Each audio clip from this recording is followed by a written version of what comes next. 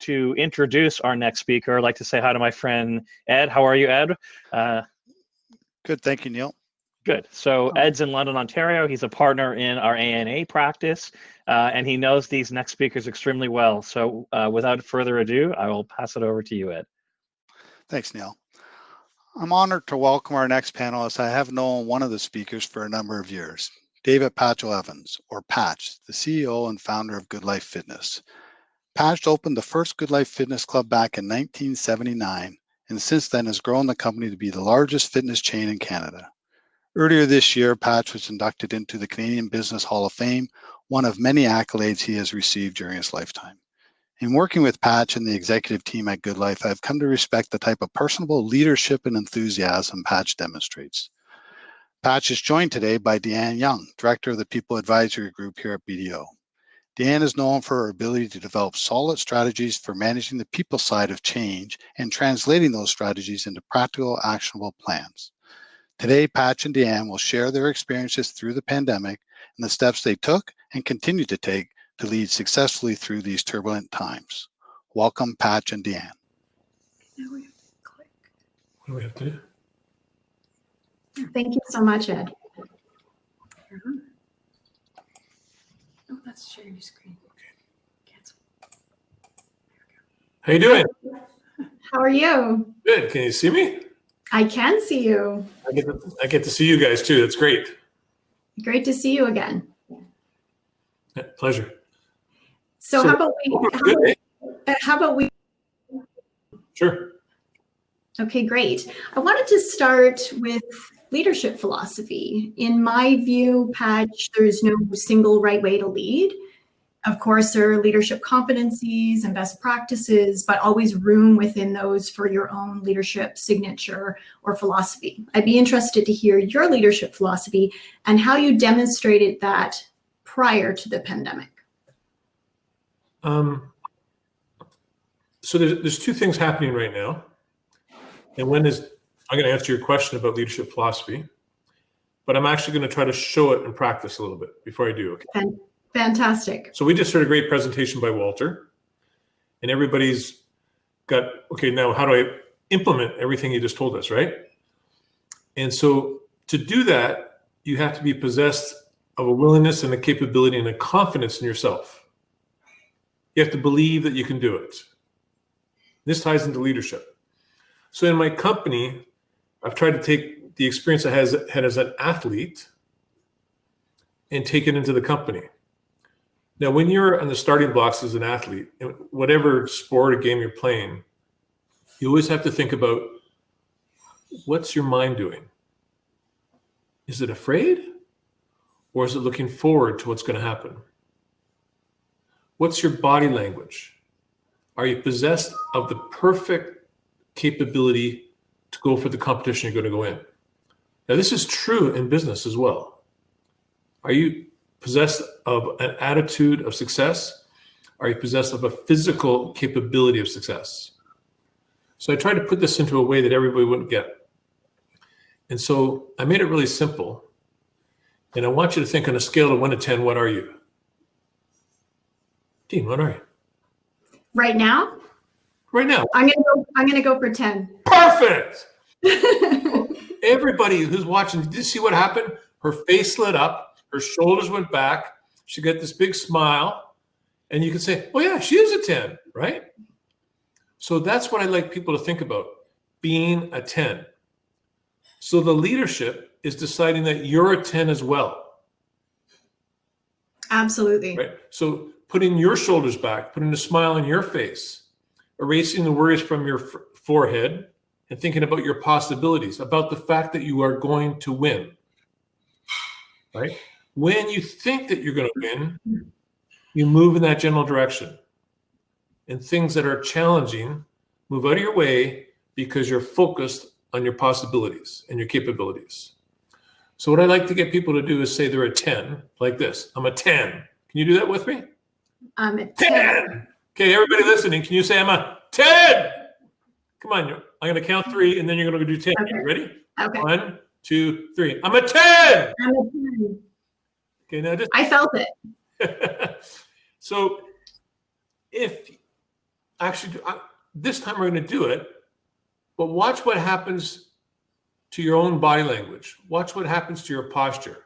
So try it one more time. On a scale of 1 to 3, on 3, you're going to be a 10. 1, 2, 3. I'm a 10! See, yeah, you sit up right away. Yeah, you sit up right away. So as a leader, you have to think that way. So my philosophy is be highly competitive and highly caring simultaneously. So if you operate from a position of strength, you're a 10, you can be both. There's nothing that says being successful means you have to be caustic. Being successful, I believe, requires being nice. Being successful, I believe, requires being caring. And one of the key things to do that, you asked what's my philosophy in being on leadership and that kind of stuff, is do everything in the company, make sure you can walk the talk. You're not supposed to be as good as everybody at their jobs, but at least understand their job. And approach that job with what you can give them. So if I go into my club, once in a while I want to work behind the front desk. Once in a while I want to do some training. Once in a while I want to get back into what it's like to teach a fitness class, to clean the floor. I want to be able to walk the talk. I want to be able to understand the marketing, understanding the financials, be the generalist whose specific job is to elevate people's capabilities. So I can only elevate their capabilities if I have a clue what their capabilities are, which is what I mean by knowing everything that goes on in the club, then helping those people with their own personal self-development, which is highly competitive, highly caring simultaneously. And that's one of the key competencies we have at Goodlife. It's what I see as one of my key competencies. My mission is to connect personally with people. My mission is to make them know that they're important, that their job, no matter what their job is, makes a difference. So I have to know what the cleaner's doing so that the cleaner knows that I appreciate him or her. And I have to know what my personal trainer is doing for the same reasons. And I have to know what my CFO is doing for the same reasons. And my job is to make sure that they have confidence and capabilities in themselves. You know, I think my favorite quote on this is from Winston Churchill. There's 3 kinds of leaders. I get mixed up with my dad. There's 3 kinds of leaders. So the first leader tells you what to do and you do it because you have to. And you really only want to pull that trick when it's a crisis and there's a fire. The second leader tells you what we need to do and you do it because you want to be part of their team, right? Then the third leader gets you to do things because it's your own idea. And it goes even farther than that you come up with the ideas that your people with you come up with ideas you wouldn't even think of because they're smart and capable. And you help them be the best they can be. And that's my philosophy in working with people. Know all the jobs enough to help them with the inspiration that they need when they need it, and maybe an idea here or there. Because recognize that they came to work with you because they want an opportunity. And my job is to give that opportunity. Does that help? I love that. I mean, what really resonates with me, Patch, is the connection piece, the authenticity piece. So I really believe that, leaders will have people who believe in them and stand behind them if they feel a connection. And so important in feeling a connection is understanding where they come from. So the fact that you would jump into a role to have a perspective on that's fantastic. That's going over and above. It gives me an opportunity to see how hard they work, how well they do, and to help them celebrate their achievements.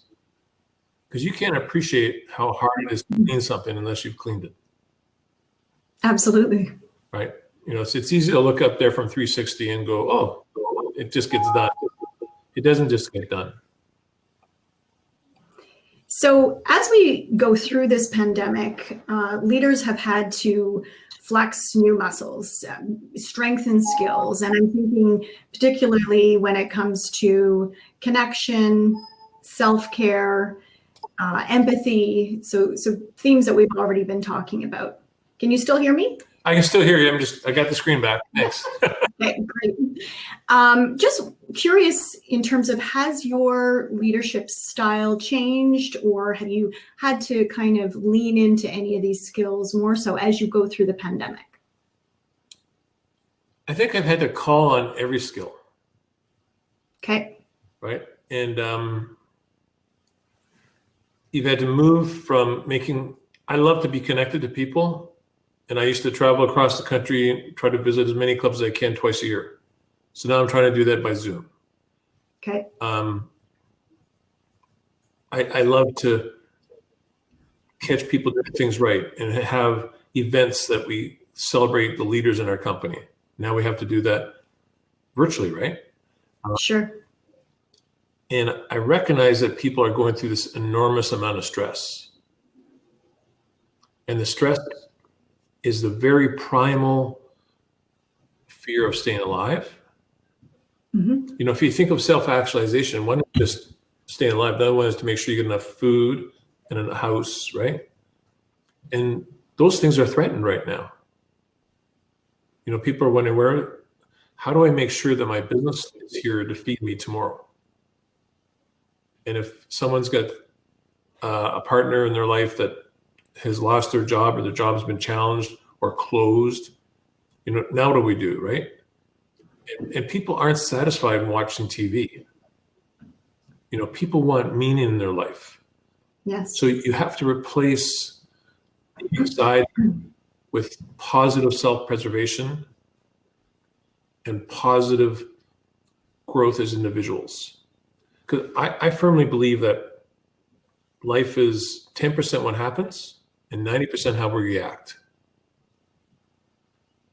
So let's decide how we're going to react.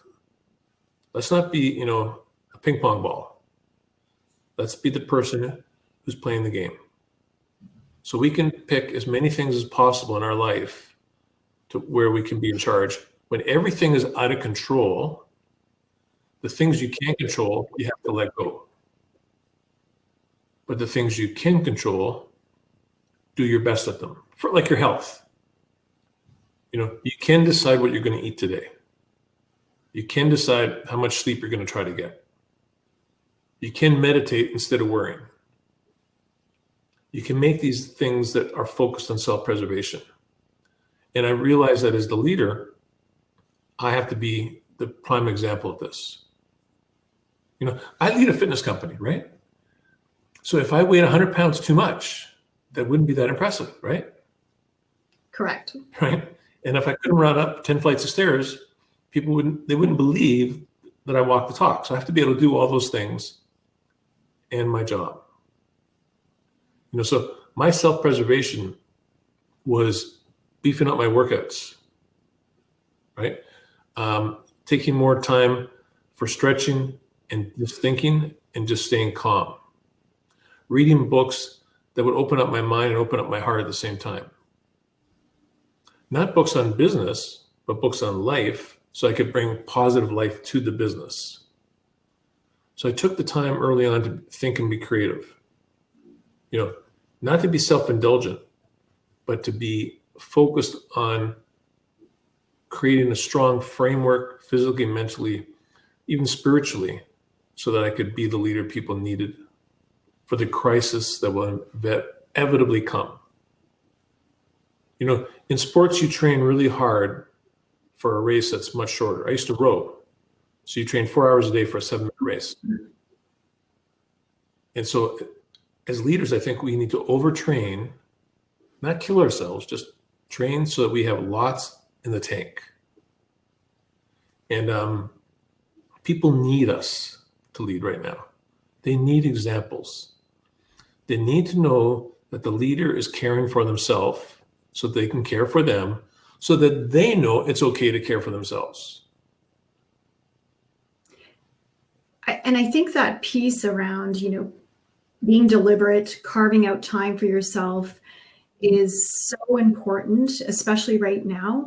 For me personally, it has been my daily practice to get up at a crazy hour of the morning so I can have time alone for exercise and quiet. And I think it took a while for me to get my head around the fact that, as you say, that's not self-indulgent. That's actually an act of kindness to myself and also to my kids and my colleagues at work. So essential and so important to take those steps, take those deliberate steps for self-care. See, what you did is brilliant. A friend of mine, this great Canadian, named Robin Sharma, has written a bunch of wonderful books. But one of them is the 5 a.m. club. Yeah, that's what time I get up. Yeah, so 5 a.m., that's like ridiculous, right? But if you got all this other stuff going on in your life, if you get up at 5 a.m., it means you're going to go to bed at 9:30, right? And so you might have one less beer, right?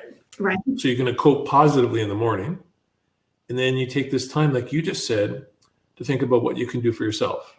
My favorite saying in life is, don't let the things you can't do stop you from doing the things you can. And you are doing one of those things. You're looking after yourself, right? And COVID has spun the world out of control. We don't know what's going to happen tomorrow. And like I said, we have this fear factor, right? But looking after yourself allows you to look after others as a leader. One of the things I did is I got through all this stuff. I wrote something called the Leader's Guide to Resilience, 21-day Leader's Guide to Resilience. So I could share it with the leaders in my company, and I share it with anybody who would like it. I'll share it with everybody that's on this. And the idea, 21 days, 21 minutes, creates a new habit. So that you start to do the things for yourself that you don't think you have time for. Because if you're a leader, if you're watching this, that means you have a sense of responsibility. If you're taking time out of your day to watch this right now, it means you're thinking forward. You're thinking about how to be better. And this is one of the ways to be better, is to carve out a little bit of time that allows you to be more effective and more efficient. We know that exercise makes people 20% or more efficient. Every study ever done on it shows that. 20 minutes, two or three times a week makes you 20% more efficient. Can you afford not to have that efficiency? And what you're doing, taking that time for yourself, that 21 minutes, it's the same thing. It's like having snow tires on your car in a snowstorm versus not having them. That's the key. And that's what the people that are watching are already accomplishing by being here. Absolutely. And you've already touched on a lot of these concepts, but can you tell me what resilience means to you and why you think it's so important, especially as we try to navigate this second wave? One of my favorite adaptive things I like to talk about is mountain climbing. And when you mountain climb, you rope together, unless you're a free climber, which puts you in a whole different category. We won't even talk about that. But when you mountain climb, you rope together, right? The reason is sooner or later, everybody falls. Okay. And you want to be with people that have the capability of holding on when you fall.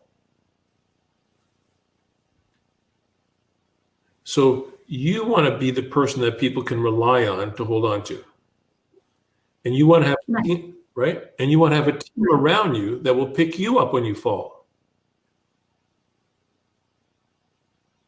Like I've got this great team around me that does exactly that. I try to do that for them. They do it for me. My long-term second in charge, Jane Riddell, gave me a little speech a couple of days ago about, getting more positive. I think I'm the positive guy, right? She said, look, you've got all this stuff going on. It weighs on you, right?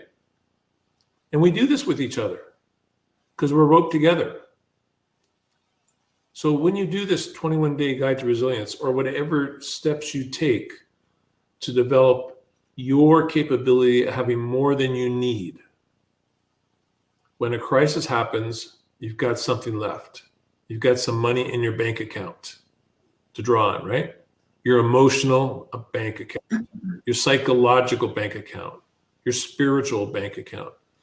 You want to have some reserves there as a leader. And that, having those reserves sets an example. And when people have great examples, then they become great people. And that's what you want to work with, is great people, the people that will hold on to your rope. I love the idea of the reserve as well, Patch. You know, when I talk to leaders, I talk about the fact that it's not the flick of a switch.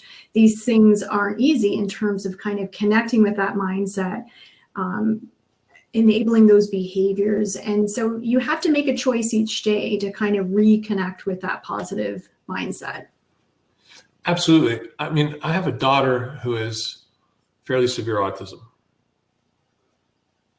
And for her to do the simplest things takes the greatest effort. Right.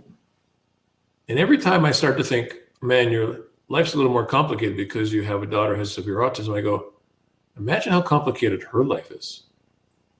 Right. Imagine all the things that she has to process, analyze, cope with that just come natural for us, right? You know, so my love for her gets deeper every time I think about that, right? Absolutely. There's a shift there and you become grateful. Right. So if you think about how hard your people are working, how much they're coping, the things they have to deal with at home, your affection for your people will grow. And when your people know that that's the way you're made, and that you've decided to be like that, like it's a decision, right? Absolutely. Everything is a decision. When you've decided to be like that, when you've decided to be as nice as you can, not perfect, but just as nice as you can, then people say, I will be nice to my company. I will be nice to my leader. I will be nice to our customers. It's a full circle spin that is created by your ethos as a leader. Your decision to look after yourself, physically, emotionally, be connected. How has your guide been received by your team? Have you heard any feedback? It's been really quite positive. And you got to keep in mind that they get this kind of stuff from me kind of regularly. You know, Okay. They get speeches that are supposed to be motivating. You know, so they're used to it and they like it. What I find really encouraging is people in other businesses that have gotten hold of it and said, wow, this made a huge difference. Oh, that's fantastic. I've had, because my people kind of not got it, but they say nice things to me sometimes, right? Of course. After all, I'm the boss, right?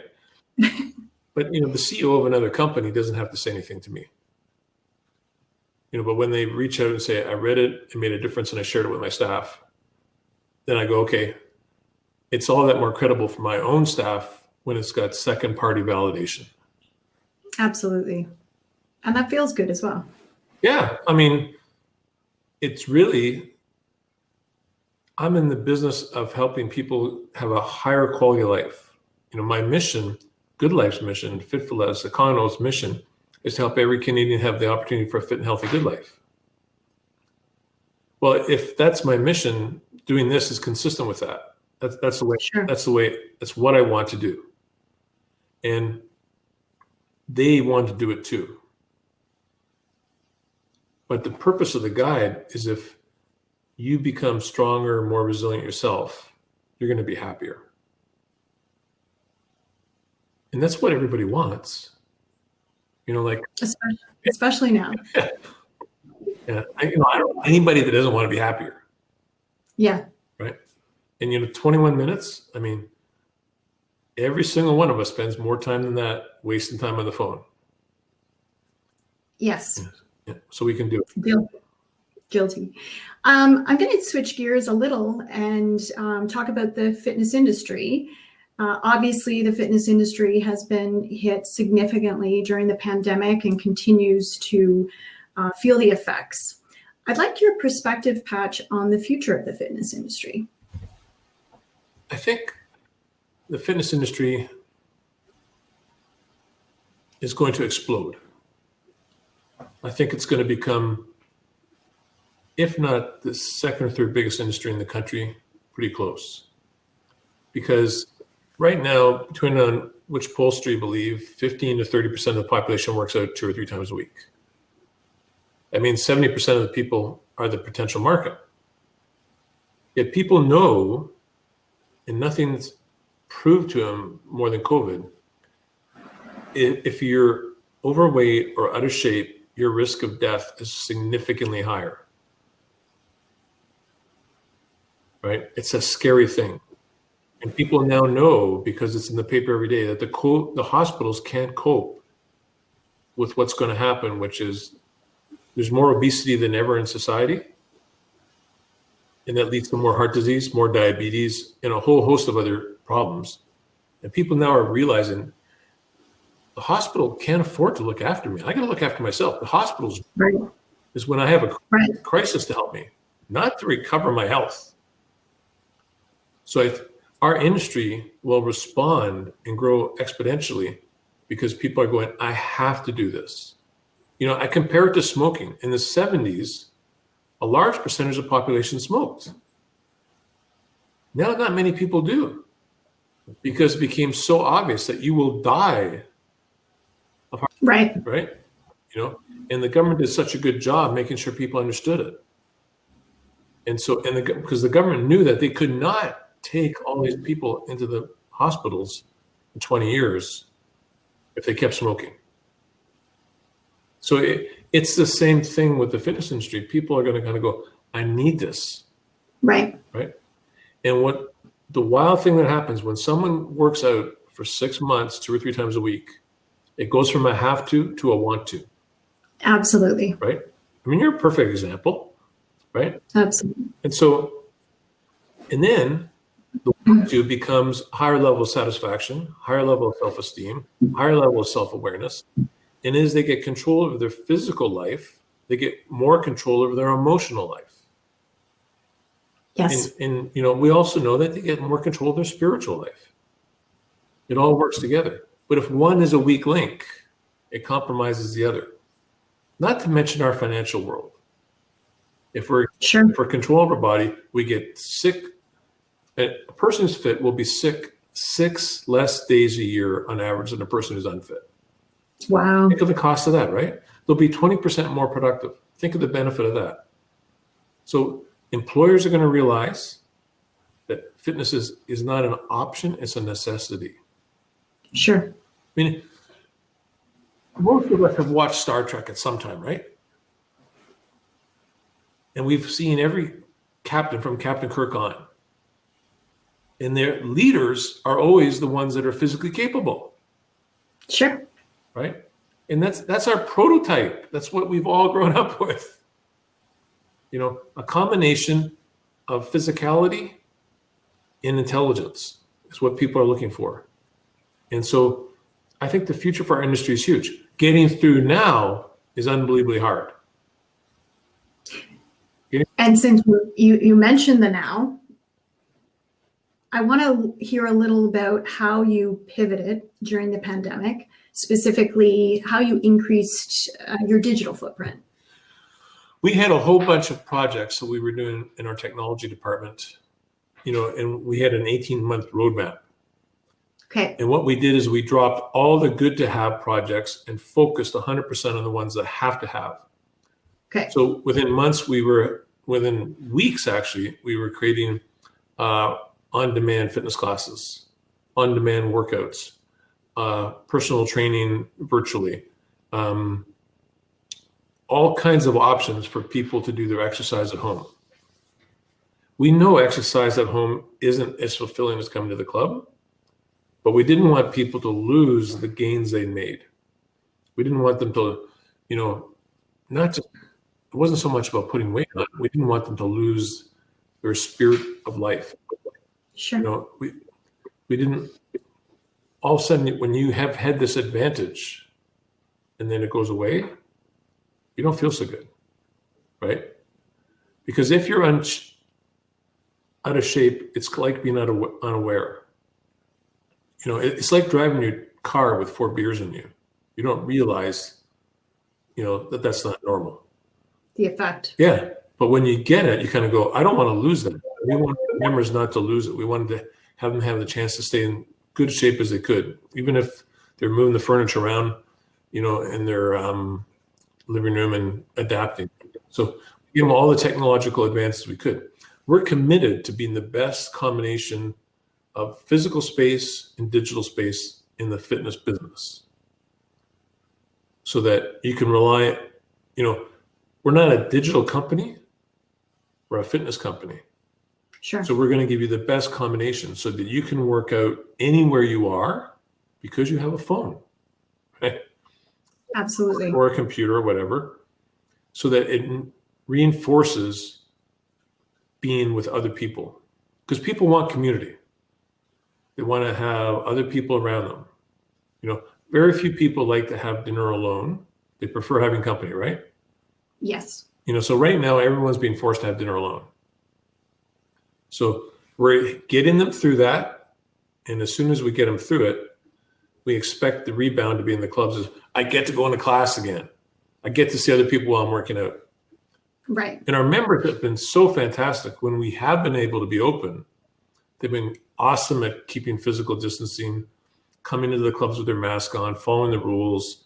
We've had close to 10 million workouts and not one case of COVID transmission. Wow. That's impressive. I swear, we are the safest place to go, right? We have a few questions coming in from the audience, so I would just want to switch gears for a second. Sure. and take a few of these. First question, how do we get this 21-day guide to resilience?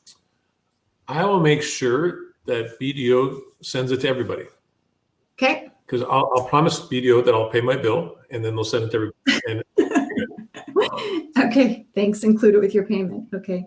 Next question. How are you actually using your leadership style to navigate the pandemic, and how is it impacting your fitness clubs?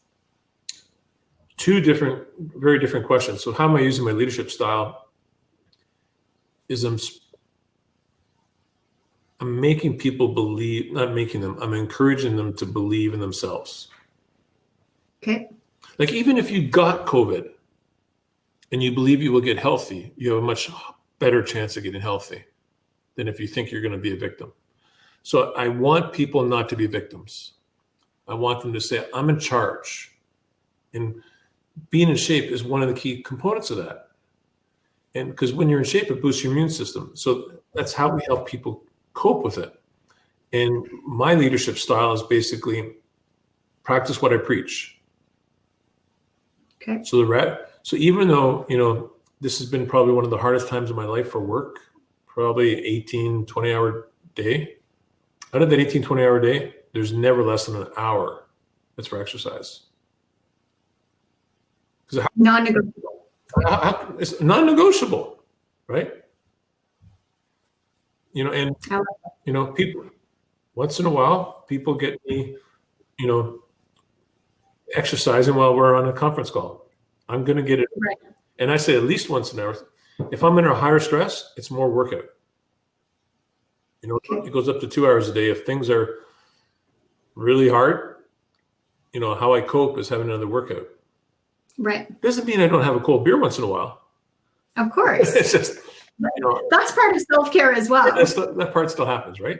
What's the second part? I have one more question. So a question around digital technologies. We did cover a lot of that. The second part of the question, how do you continue to deliver value to members without access to the gym? I think this is a great question. A lot of times digital is perceived as impersonal. So can you talk to us a little bit about how you build that sense of community and connection and value? As much as we can, we try to use our personal trainers, our group fitness instructors, our staff to be the people that do the classes, that do the HIIT program, okay. Connect you. So we try to keep the connection from club to home. And then the fact that we're doing it tells people we care. Okay. And people are enormously grateful. because they know you don't have to do anything. You could just, go throw your hands up and say, I can't do anything. The fact that you are trying so hard, I find people don't expect perfection.